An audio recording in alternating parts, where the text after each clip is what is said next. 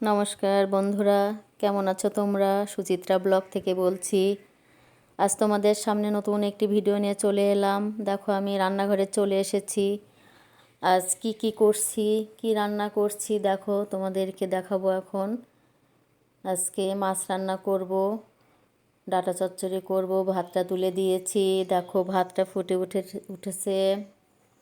আজকে গ্যাসটা ফুরিয়ে গিয়েছে, তো আমি গ্যাসের বোতলটা এখন বাইরে রেখে আসছি। মাছটা মেখে রেখেছি, তরকারি কেটে ধুয়ে নিয়েছি, সরিষাটা বেটে নিচ্ছি ডাঁটাতে দেবার জন্য। এখন এটা ব্লেন্ডার করে নেব আমি।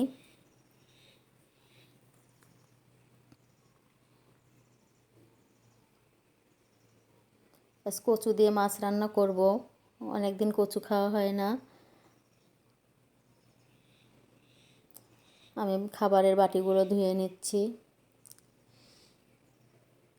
সখী ভাবনা কাহারি বলে, সখী যাতনা কাহারি বলে, তোমরা যে বলো দিবস রজনী, ভালোবাসা ভালোবাসা, সখী ভালোবাসা কারি কয়, সে কি কেবলি যাতনাময়, সে কি কেবলি চোখের জল, সে কি কেবলি দুঃখের শ্বাস, লোকে তবে করে কি সুখের তরে, এমন দুঃখের আশ।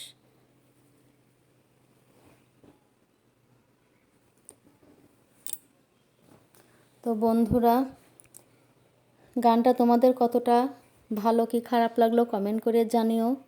আসলে জীবনে অনেক শখ ছিল, অনেক স্বপ্ন ছিল, পূরণ করতে পারিনি।